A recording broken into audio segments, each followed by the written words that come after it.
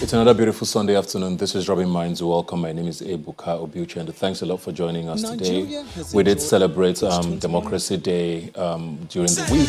Nigeria is 21 years post-democracy. We did shift the date from May 29 to June 12 in commemoration of June 12, 1993, when Okei-Odumakin was duly elected as president of the country, but the election was annulled. So it's the first time we're celebrating Democracy Day on a different day. We're going to be looking at Nigeria so far, especially with a focus on human rights and how much we have improved, hopefully, in the last 21 years since democracy has returned. There's a lot to unpack with that, and we're going to be joined by a lot of guests who have, over the years, proven themselves to be worthy of being on the show today. Let's take a look at this.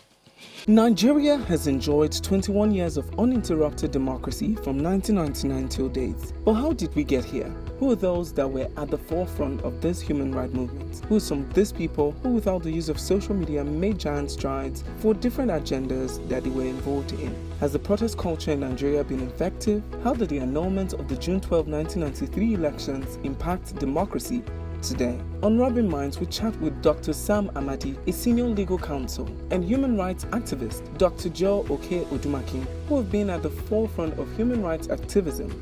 Next on Rubbin'Minds.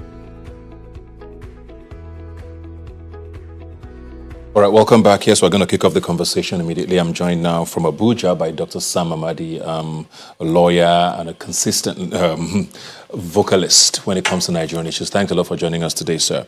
Going straight into it, 21 years since democracy in Nigeria. A two-part question. First of all, how are we doing with regards to human rights since democracy returned, and of course looking back at the way the military handled things? And secondly, if there's an improvement, are we where you think we should be at this point? Well, thank you very much. I think first question, how we are doing with human rights, I think is half cup, half empty, half full. I would like to say maybe half full. First, we now have an institutionalized human rights framework. The National Human Rights Commission is now a national human rights. In the earlier days of the Civil Liberties Organization, human rights was not a national concern in terms of institutionalized government focus.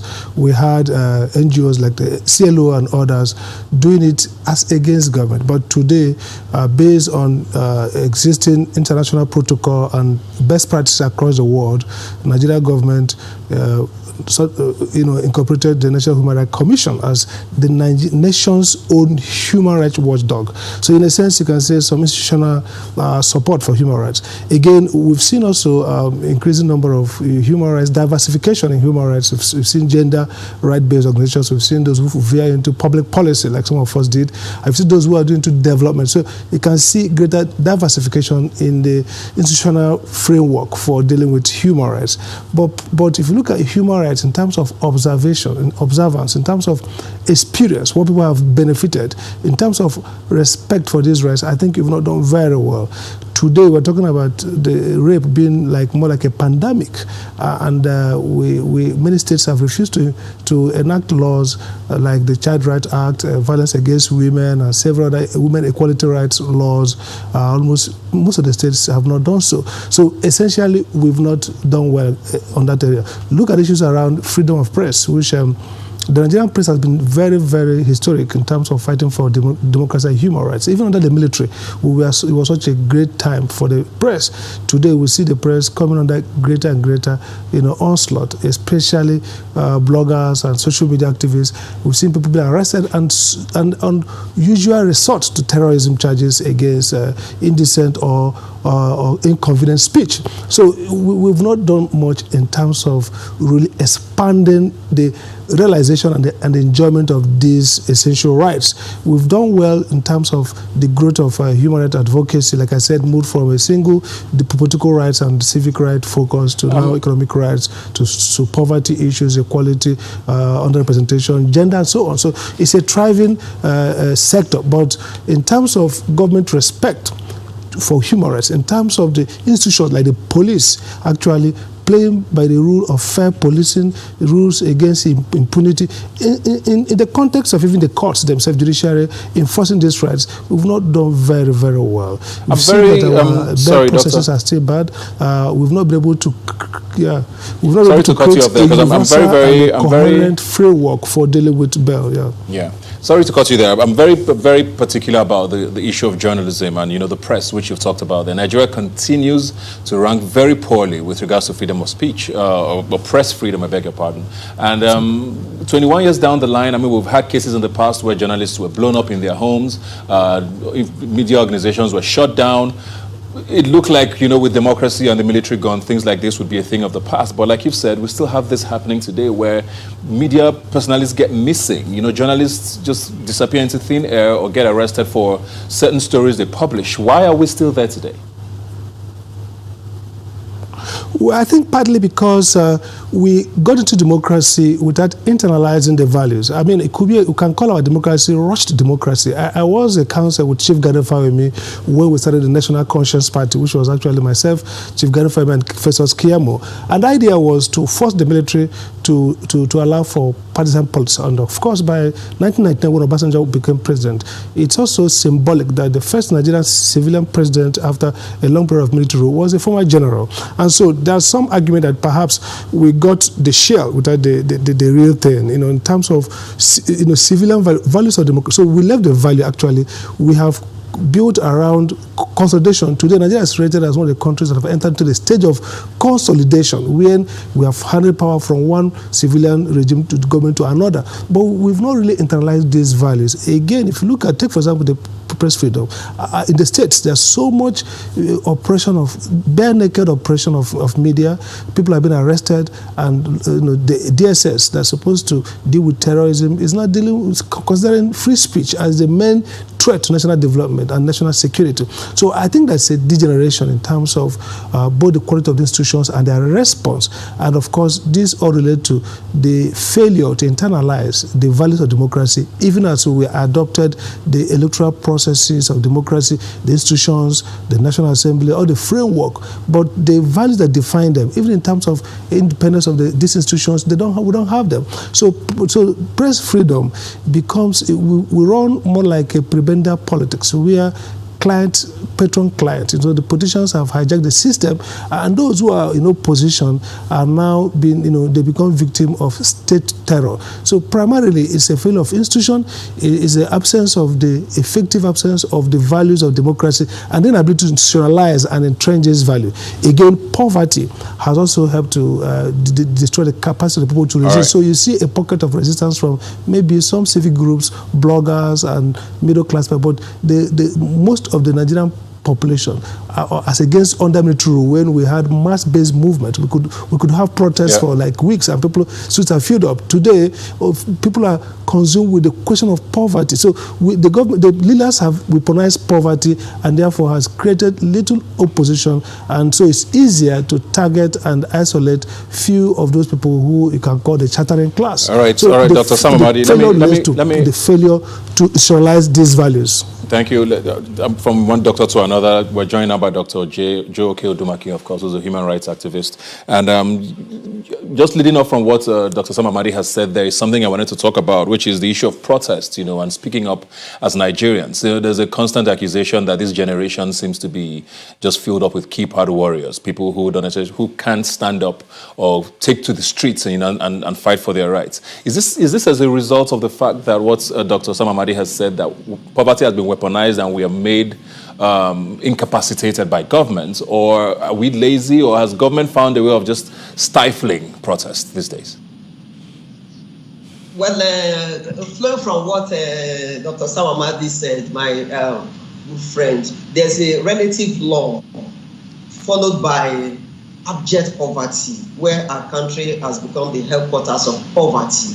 But one thing we should also understand, that during the military dictatorship, we had one common enemy where people galvanized. But now, some are into politics, people are into different fields, of endeavor.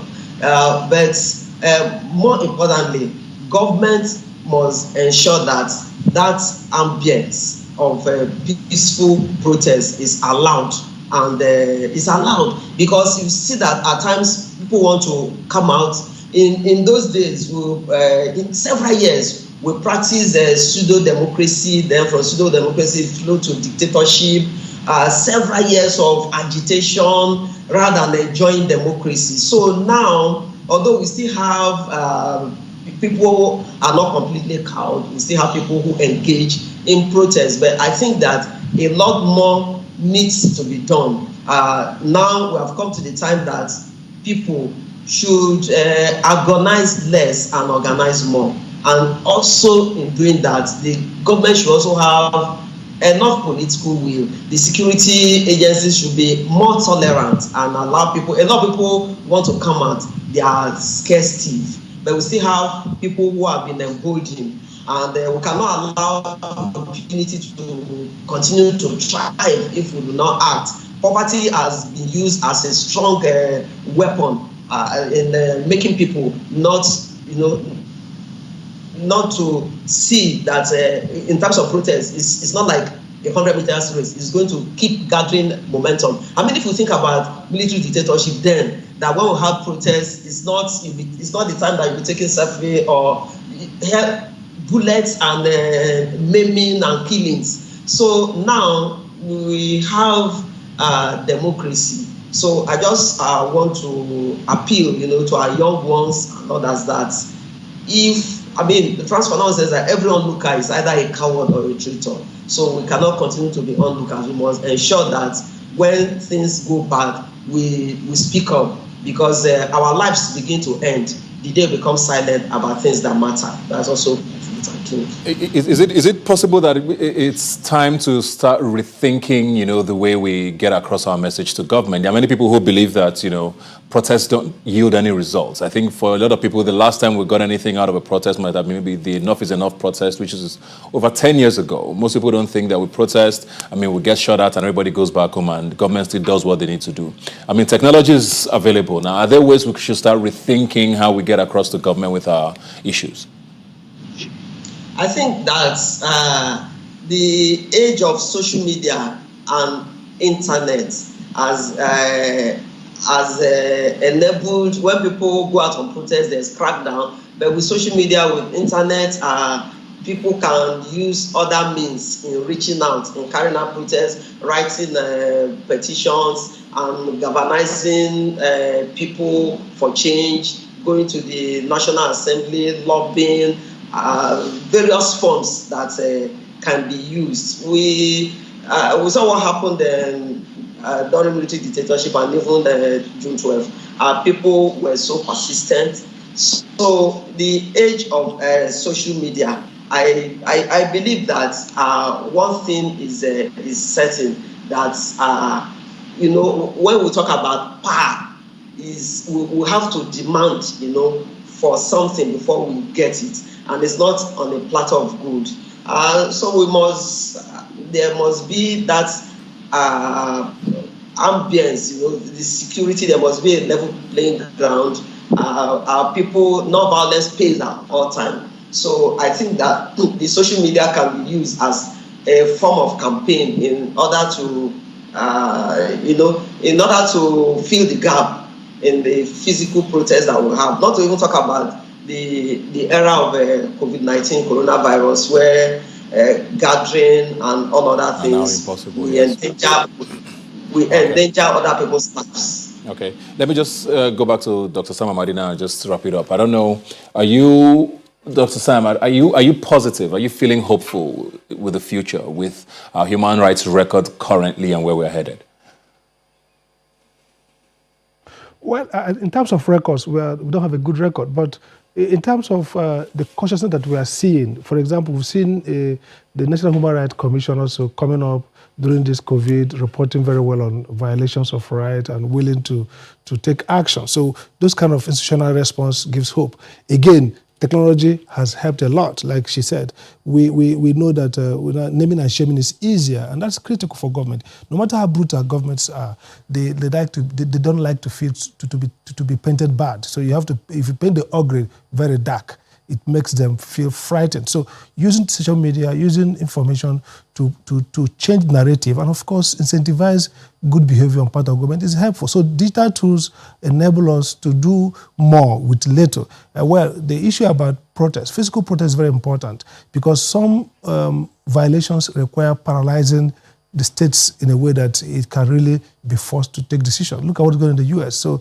in spite of it's been largely peaceful, but because it has lasted too long and it has physical, the optics is very good. So people in public policy are now quickly changing the policies to suit the outcome desired by the people. But if it was only about social media, blogging and tweeting, I doubt if, so at a point you need to marry two together. And I have hope that with the level of consciousness, with the organizing capacity and with how technology and science has helped us to organize to do more with less, with Zoom and all these digital platforms, we can organize easier. We don't need to have billions to get people together. We can create narratives. And with the growth of literature, growth of media, narratives in terms of social issues, social journalism, I think we have hope that maybe we can internalize incentives for those in power to really do good. But the driver of human rights governance are persons who have human rights credentials and who understand the importance of human rights to development. We just hope that our people can elect persons who have those credentials so that they will be naturally attuned to the values and the need for human rights. That's hope, but the records are dismal. That's the point. Let me find out word now from Okei-Odumakin. Same question I asked, but we've talked about poverty and the economics and, of course, politics now. Good governance is tied to poverty and, a better economy. And as long as people are poor, you both seem to agree that people cannot necessarily come out and speak for themselves. How do we get out of this cycle? I think there must be a change of mindset, determination, and with great zeal and passion, with all those things put in place. Because where determination exists, failure can never dismantle the flag of success. So with determination, with all the things, developed as a nation, poverty and the rest, but if people make up their mind, I'm an incurable optimist. I'm so optimistic that if people decide to put all these ills aside and brace up, they are hopeful, and they see that it's not only today, but the future. I'm sure that we'll get to that place where, and I continuously make reference, to June 12th. So our people must never give up. If they learn to embrace, the spirit of June 12th in our daily conduct, it will really impact on our democracy, and they'll be able to brace up and speak against the ills in our society. Thank you very much, Okei-Odumakin and Dr. Sam Amadi. We'll continue this conversation in the coming years. Hopefully, all of those rankings where we see Nigeria doing really terribly will continue to improve in the ladder. Thanks for joining us. We'll take a break now and be right back.